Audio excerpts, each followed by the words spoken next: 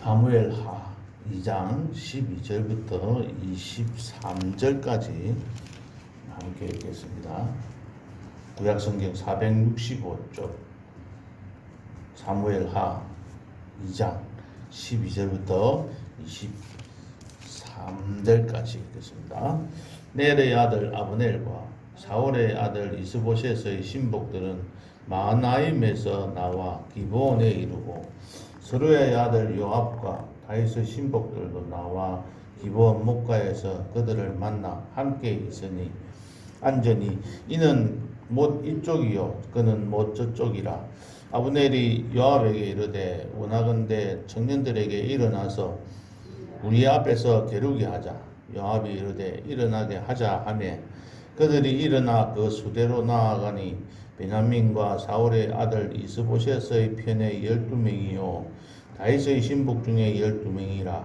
각기 상대방의 머리를 잡고 칼로 상대방의 옆구리를 찌르매 일제히 쓰러진지라.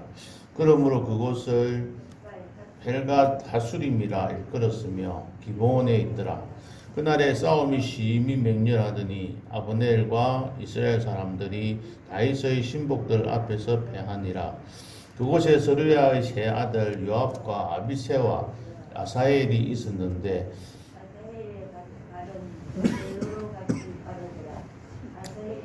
아브넬을 쫓아 달려가되 좌우로 치우치지 않고 아브넬의 뒤를 쫓으니 아브넬이 뒤를 돌아보며 이르되 아사엘아 너냐 대답하되 나로라. 아브넬이 그에게 이르되 너는 왼쪽으로나 오른쪽으로나 가서 청년 하나를 붙잡아 그의 군복을 빼앗으라 하되 아사엘이 그렇게 하기를 원하지 아니하고 그의 뒤를 쫓으며 아브넬이 다시 아사엘에게 이르되 너는 나 쫓기를 그치라. 내가 너를 쳐서 땅에 엎드러지게 할 까닭이 무엇이냐. 그렇게 하면 내가 어떻게 내 형 요압을 대면하겠느냐 하되 그가 물론 가기를 거절하며 아브넬이 창 뒤 끝으로 그의 배를 찌르니 창이 그의 등을 개뚫고 나간지라. 곧 그곳에 엎드려져 죽음에 아사엘이 엎드려져 죽은 곳에 이르는 자마다 머물러 섰더라. 아멘. 3장 1절 함께 읽겠습니다. 사울의 집과 다윗의 집 사이에 전쟁이 오래매 다윗은 점점 강하여 가고 사울의 집은 점점 약하여져 가니라. 아멘. 싸움은 왜 합니까? 싸움은 어떤 종류가 있습니까? 친구들끼리 싸움, 또 형제들끼리 싸움도 있고요. 또 우리 교회에서는 영적 싸움이라고 이야기를 합니다. 육적 싸움도 있다는 것이죠. 가정에서는 부부 싸움도 있고요. 국가 간에는 전쟁이 있습니다. 가정에 사람들끼리 일어나는 것은 언쟁이라 그러죠. 말싸움 하는 거죠. 육탄전도 벌어지기도 합니다. 이 싸움은 왜 하는 겁니까? 이기려고 하기도 합니다. 그런데 성경에서 지난 주일에 목사님께서 설교하실 때 에베소 6장 12절 말씀에 우리들의 싸움은 혈과 육을 상대하는 것이 아니요 무엇을 누구와 싸우라고 했습니까? 통치자들과 권세들과 이 어둠의 세상 주관자들과 하늘에 있는 악의 영들을 상대해서 싸우라고 했습니다. 그러니까 우리들이 싸울 것은 상대는 혈과 육이 아니고 우리의 이웃도 아니고 우리 가족도 아니고 우리 성도들끼리도 특별히 더욱더 싸워서는 안 되는 일들입니다. 싸우면 왜 항상 이겨야 하는 거죠? 싸워서 이기려고 하니까 이게 문제가 있는 겁니다. 저희들이 학교에서 이렇게 교장선생님들한테 강의를 할 때가 있습니다. 그럴 때 뭐라고 이야기하냐면 교장선생님들은 절대 싸우지 말라고 이야기합니다. 싸워본들 이겨도 손해, 지면 더 손해. 그렇게 절대로 싸우지 마라. 그렇게 이야기를 합니다. 그러면 싸우지 않는데 어떻게 하느냐? 눈초리는 부드럽고 외부의 자극에도 민감하게 반응하지 않고 자신의 감정이 드러나지 않게 잘 통제할 줄 아는 사람.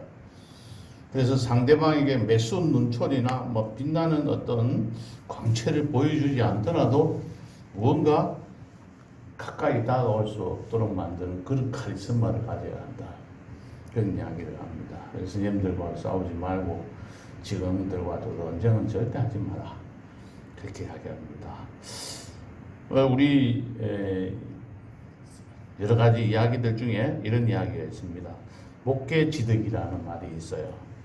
그러니까 싸움닭을 좋아하는 그 왕이 싸움닭을 잘 훈련시키는 기승자라는 사람에게 최고의 싸움닭을 구해오고 또 그것을 잘 훈련을 시켜서 최고의 싸움닭을 만들어 오라고 이야기를 합니다.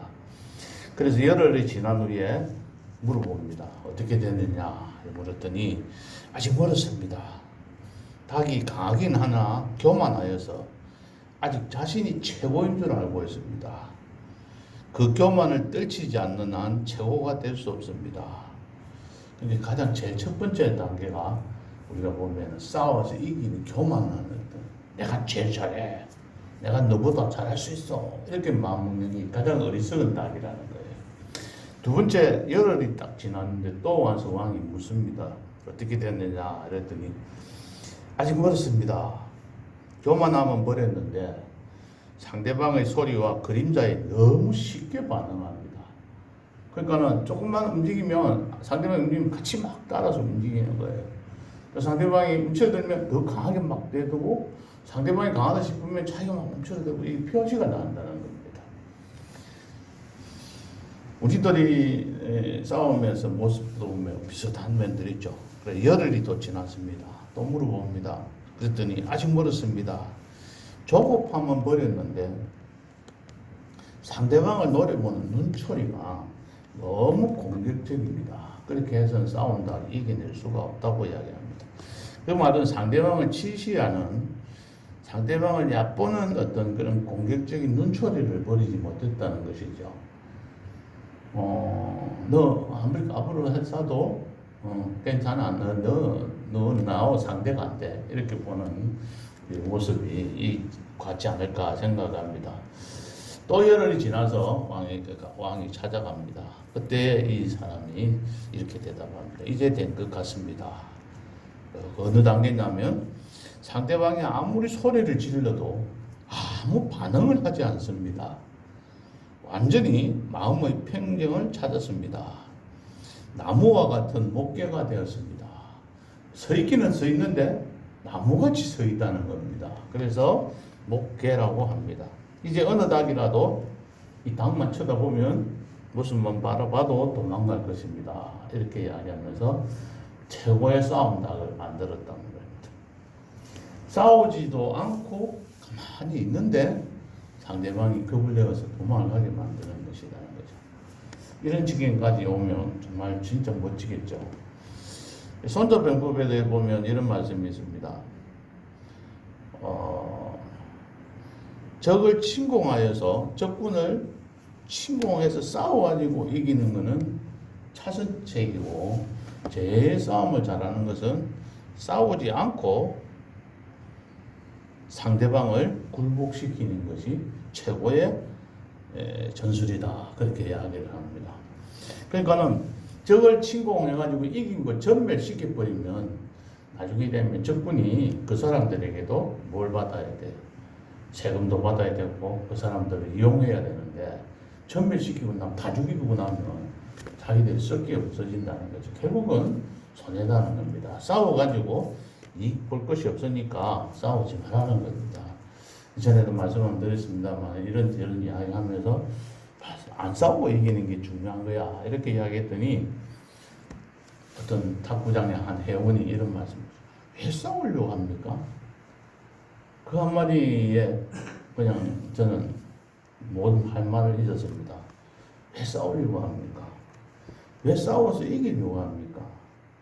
그 마음부터 다스리지 못하면 우리들 삶이 굉장히 힘든다는 이야기죠. 오늘 본문 말씀에는 필요 없는 싸움으로 동족 상잔의 어떤 아픔을 가져오게 하는 그런 내용의 말씀들이 있습니다. 사울이 길보아 전투에서 전사한 후에 다윗은 헤브론에서 백성들에 의해서 왕으로 세워졌습니다. 이 다윗의 가장 신복인 장군은 요압 장군입니다. 오늘 요압 장군이 누구냐면 자기 누나의 아들입니다. 그러니까는 조카예요, 조카. 요압 장군이 형제가 그 삼형제가 있었는데 오늘 18절에 그런 말씀이 나오죠. 서루야의 세 아들. 서루야는 여자입니다. 이복. 그러니까 엄마가 실제로는 다윗의 엄마가 아니고 이복 동생, 이복이 좀 누나입니다. 서루야가. 그 서루야의 아들이 요압과 아비새와 아사엘이 세 아들이 있었는데 셋 다 장군이었습니다. 그리고 다윗 왕국을 이루는 데 가장 큰 공을 세운 사람이었어요. 그런 요압 장군을 중심으로 한 이 다윗의 세력이 있고, 그 다음에 우리가 지난주에 살폈지만은 이 아브넬이라는 장군. 이 아브넬은 누구냐면은 사울의 사촌이에요. 사울의 사촌이고 무비보셋은 삼촌이 자기를 왕으로 세워준 겁니다. 사울과 세 아들이 죽고 나니까 넷째 아들인 무비보셋을 왕으로 세워져서 이스라엘 나라를 만듭니다. 이 나라가 세워지고 난 다음에 서로 간에 계속해서 전쟁이 일어나게 되는 것이죠.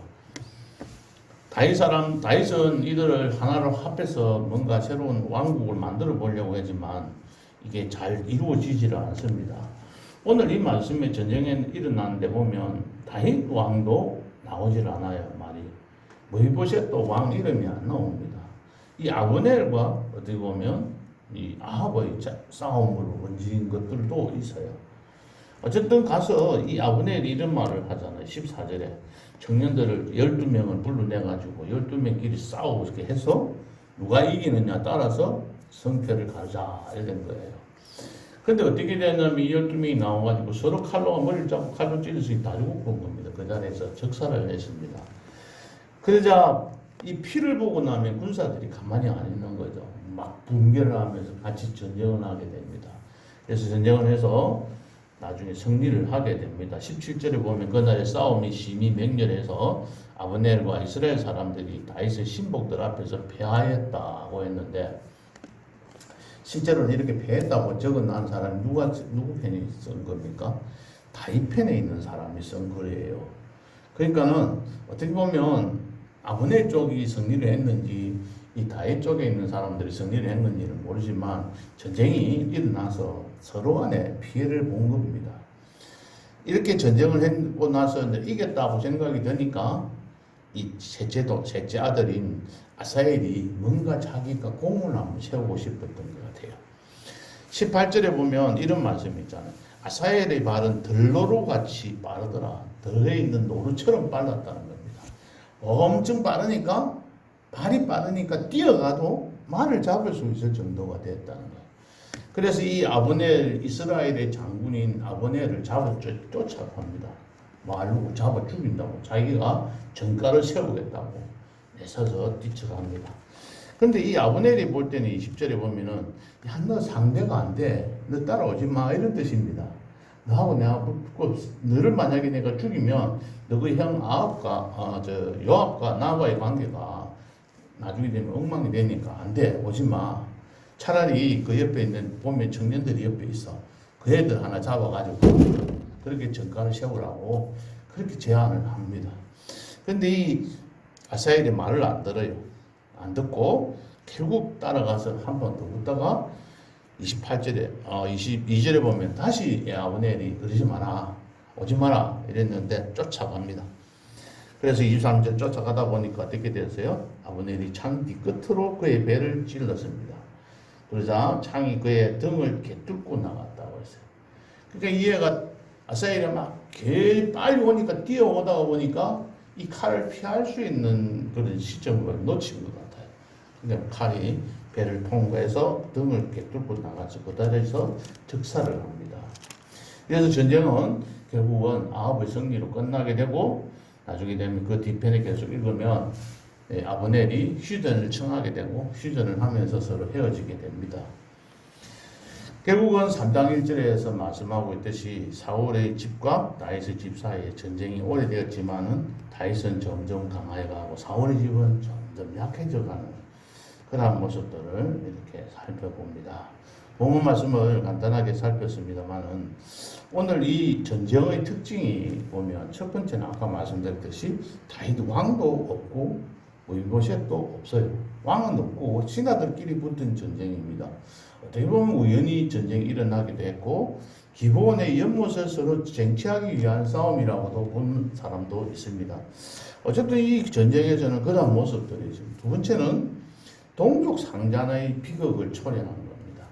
우리나라의 남한과 북한이 싸워가지고 서로 간에 이기려고 하는 그러한 전쟁과 같은 이런 모습들, 행태를 가져옵니다. 그 다음에 싸웠지만 결국은 아무도 승리를 하지 못하고 모두 다 패배를 가진 겁니다. 이 요압 쪽에서도 아사엘이라는 자기 동생이 큰 장군 하나가 죽어버립니다. 물론 이 아브넬 쪽에도 이스라엘 쪽에도 패배를 가져오게 됩니다. 오늘 여기 성경 말씀에 31절에 읽지는 않았습니다만 2장 31절에 보면 다윗의 신복들이 베냐민과 아브넬에게 속한 자들 쳐서 360명을 죽였다 그랬습니다. 그리고 30절에 보면은 저거는 몇 명 죽었냐면은 19명과 아사엘 이렇게 20명이 죽었어요. 20대 360이니까 1대 18로 전쟁을 이겼다. 이렇게 봅니다. 보지만은 결국은 이긴 게 아니고 서로 간에 패배를 가져왔다 봅니다. 더 중요한 것은 여기 보면 하나님께서 싸우러 가라 그러든지 하나님께서 어떻게 하라는 말씀이 한마디도 안 나옵니다. 여호와 하나님이 없는 빠진 그야말로 개인의 욕심을 채우기 위한 전쟁이었습니다. 그 결과는 모두 다 패배로 끝나버린 그런 전쟁입니다. 사람들은 자신의 뜻에 따라 싸우기도 하고 범죄하기도 하지만 하나님은 하나씩 자신의 뜻을 진행시켜 갑니다.